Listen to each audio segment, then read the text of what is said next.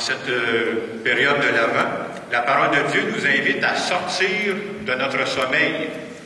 C'est Saint Paul qui disait dans la deuxième lecture tantôt, « L'heure est venue de sortir de votre sommeil. » Et qu'est-ce qu'on veut nous dire à travers ça? C'est comme si la parole de Dieu nous invite à ne pas vivre comme des somnambules sur l'air d'aller. Vous savez, souvent on vit, on est tous pareils, je suis dans la même catégorie moi aussi, on vit, on fait plein de choses, plein d'activités, et après un bout de temps, on ne sait même plus pourquoi on les fait. En tout cas, on perd le sens premier de ce qu'on fait. Et c'est un peu ça qu'on veut nous dire en disant, « dormez pas au gaz ». Et dans l'Évangile qu'on a ce matin, justement, nous donne l'exemple que les gens au temps de Noé, finalement, s'étaient laissés endormir. Et quand on regarde l'Évangile, comment on décrit ça, qu'est-ce qu'ils faisaient? Ils faisaient rien de mal. On va dire, au temps de Noé, qu'est-ce qu'ils faisaient? On mangeait, on buvait, on se mariait. Jusqu'au jour où Noé entra dans l'arche, les gens ne se sont doutés de rien. Autrement dit, les gens au temps de Noé, ce n'était pas du méchant monde, pas du tout. Mais ils vivaient comme des somnambules. C'est-à-dire qu'ils étaient tellement pris par leur occupation, ils étaient tellement enracinés dans leur routine, bon, on a tous des routines, qu'ils avaient perdu de vue que Dieu venait les rencontrer dans leur vie ordinaire. La présence de Dieu, là, c'est dans la vie ordinaire qu'il faut la chercher. C'est pas dans le ciel qu'il faut le chercher, c'est dans notre vie qu'il vient nous rencontrer. Et souvent, la présence de Dieu, elle vient, c'est tout en douceur, là. C'est comme une petite lumière. Et je trouve que c'est peut-être une belle image pour dire comment on peut voir Dieu dans notre vie. Dieu vient dans notre vie comme une petite lumière qui vient nous éclairer dans nos moments plus obscurs. Et j'ai pris la peine de dire petite lumière, hein. Je n'ai pas dit quelqu'un qui arrive avec une lumière éblouissante. Vous savez, on s'en va sur la route, il y a quelqu'un qui nous met ça, c'est haut. C'est pas ça, Dieu. Si vous attendez d'avoir Dieu, c'est haut, là, vous allez attendre longtemps, si vous voulez. Dieu vient plutôt comme une petite lumière délicate. Et c'est à nous de le reconnaître. Et cette petite lumière délicate-là, elle s'allume à chaque fois qu'à quelque part, il y a de l'amour gratuit qui se vit, qu'il y a de la bonté qui se vit.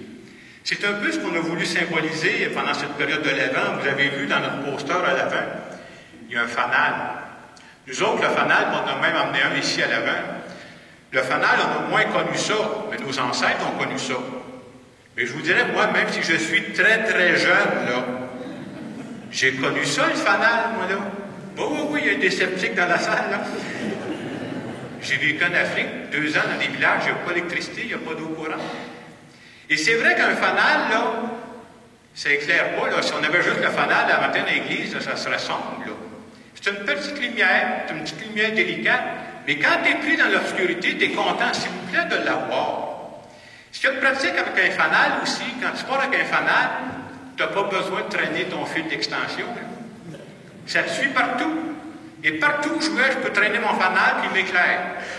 Et je trouve que c'est symbolique de Dieu. Où est-ce que je peux rencontrer Dieu? Mais c'est comme mon fanal. Il peut m'éclairer partout. Il peut me suivre partout. Et c'est à nous autres de le découvrir. Donc, la période de l'Avent, c'est une période d'attente. On dit même que c'est une période d'attente. Nous autres, on pense que t'attends tes 2 bras croisés, c'est pas ça. Une période d'attente active. Pour être prêt. Quelqu'un va dire, pour être prêt à quoi? Mais pour être prêt à connaître Dieu qui va passer dans ma vie. Il passe tout le temps, mais dans la période de l'Avent, je vais faire attention. Y a-t-il des signes qui montrent que Dieu vient me visiter? Et quand on pense à attendre, je trouve que l'une des belles images quand on pense à attendre, c'est penser à une femme enceinte. Une femme qui est enceinte, elle ne fait pas juste attendre. C'est une attente active. Là. Elle va surveiller tous les signes de la présence de son petit bébé. Vous avez sûrement déjà entendu des femmes enceintes qui vont dire « Oh, ça vient de bouger. » Ça m'arrive, moi aussi. Moi, c'est quoi? Mais moi, c'est parce que j'ai faim quand ça arrive. Mais vous savez, les femmes enceintes, ils surveillent ça. « Hey, ça vient de bouger. » J'ai pas beaucoup d'expérience dans le domaine. Là. Et ce qui est beau aussi, vous avez sûrement déjà vu, je trouve ça beau aussi, ils font à ce temps des échographies, tu vas voir le cœur bouger. Hein. Tu n'as pas vu ton bébé, mais tu as un signe, tu dis, la vie s'en vient. Et c'est beau parce qu'une femme enceinte, elle devient tellement une priorité pour elle qu'elle fait attention à tout. Hein. Ça veut dire que certaines activités, spécialement dans les derniers mois, on va dire, je ne les ferai pas. Pourquoi? Je ne veux rien brusquer. Je veux que ça se passe bien. Hein. Mais je vais surveiller ce que je mange, parce qu'il dit, si je mange telle affaire, ça peut nuire à mon bébé. Donc, tout ça, ce sont des signes. Et dans cette période de l'Avent, c'est comme si on nous invite à être attentifs. Regardons donc tous les signes ou les moments où Dieu vient me visiter. Et je disais tantôt, notre problème à nous, c'est qu'on attend toujours des choses extraordinaires. Si vous attendez que Dieu vous mette ses roues pour vous aveugler, vous allez attendre longtemps. Moi, je pense qu'il vient dans des petits signes ordinaires. Exemple. Tu sais, à un moment donné, on est plus dans notre travail, à un moment donné, t'en as, t'es débordé par ton travail. Tu parles de ça à un ami, puis il dit, ben, je vais t'aider, moi. Est-ce que ça se pourrait qu'à travers cette bonté de mon ami, c'est Dieu qui vient me visiter? Ou d'autres fois, il y a des situations, encore cette semaine, un monsieur me contait une situation. Aïe, j'avais jamais pensé à ça. Tu te sens débordé, tu ne sais pas comment tu vas t'en sortir, tu fais des démarches. Puis finalement, quelques mois après, ça se règle. Ça se peut-tu qu'à travers ça, si j'ai la foi, c'est Dieu qui vient me visiter? À un moment donné, on vit des disputes. C'est inévitable. Et vous savez avec qui on va disputer? Des gens que je vois jamais, je me chicane jamais avec ce monde-là, moi. Souvent, quand on va avoir des disputes, c'est avec les gens tout proches de nous. Hein? C'est ceux-là qu'on rencontre. Et c'est souvent les gens qu'on aime. Puis quand ça arrive, on a la sagesse, après ça, après bout de temps, on retombe sur nos pieds, on fait la paix, puis on se manifeste qu'on s'aime encore. Ça se peut-tu que ce soit un signe que Dieu vient nous visiter? Puis dans les semaines qui viennent, vous allez voir, on va en entendre parler beaucoup, puis c'est bien. On va entendre parler d'un paquet de gens qui vont prendre du temps pour faire des paniers de Noël, pour aider les plus démunis. On va vivre ça la semaine prochaine ici à Saint-Hyacinthe, c'est le grand partage masculin. Puis ça va se faire un peu partout, les guignolés, vous allez entendre parler de ça à la TV. Nous autres, avec la foi, les yeux de la foi, on peut se dire, c'est Dieu, en 2016 encore, ça se fait, qui vient nous visiter. Et vous remarquerez une chose, moi ça m'a frappé les dernières années, même ici à Saint-Hyacinthe, il y a beaucoup de gens qui s'impliquent là-dedans. Tu sais, des fois on va dire, les gens d'aujourd'hui, je ne sais pas trop quoi. Ah, mais eux autres, on dirait qu'ils sont sensibles à ça, de partager avec les gens qui sont plus mal pris. Donc, ce sont tous des signes qui nous montrent que Dieu vient nous visiter. Si c'est vrai que la période de l'attente, la période de l'Avent, c'est une période d'attente, moi, quand j'ai préparé mon homélie cette semaine, je me suis posé une question, puis je vous invite à vous la poser. Je sais que ça ne se répond pas dans 15 secondes. Moi, là, à l'étape où je suis rendu, qu'est-ce que j'attends de la vie? Y a-t-il encore quelque chose auquel je rêve, là? Y a-t-il des aspects qui sont devenus tellement importants, non seulement j'attends, là, mais je vais bouger aussi, là. Je vais faire de quoi pour que ça arrive. C'est tellement important pour moi, je veux que ça arrive, là. Et si vous êtes comme moi, quand je faisais le retour cette semaine, mes attentes ont changé au fil des années. J'essaie de me penser, on est le 27 novembre, donc un mois avant Noël. Probablement quand j'étais petit gars, si vous m'aviez questionné, là, j'ai dit, qu'est-ce que t'attends, genre? Ben, je vous aurais répondu, j'attends un cadeau de Noël, moi, là.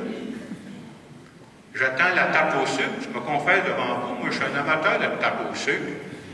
C'est bien plate, parce qu'aujourd'hui, je suis capable de m'en acheter, mais ils m'ont dit que c'est pas bon que j'en mange. Vous voyez, hein, comment les attentes peuvent changer. Quand j'étais aux études, qu'est-ce que j'attendais? J'attendais d'avoir le papier. Vas-tu l'avoir, mon diplôme? Après ça, nous autres, un peu comme dans d'autres domaines, les prêtres ont fait un stage en paroisse. J'étais avec un curé, mais j'attendais, ils vont-tu m'ordonner? Ça va-tu arriver, hein? Et aujourd'hui, si j'avais à répondre à cette question-là, qu'est-ce que j'attends? J'avoue que je ne serais pas capable de vous dire des fois, j'attends pas seulement des choses précises, mais j'attends encore. Et pour essayer de préciser, qu'est-ce que j'attendais, je me suis dit cette semaine, à l'étape où je suis rendu, moi, ce que j'attends, en tout cas, ce que j'ai le plus le goût, j'attends de l'harmonie autour de moi. Ça veut dire quoi? Bien, j'aimerais ça que dans ma famille, ça soit tout en harmonie. J'aimerais ça qu'avec mes amis, ça soit l'harmonie. Avec les gens avec qui je travaille, ça soit l'harmonie.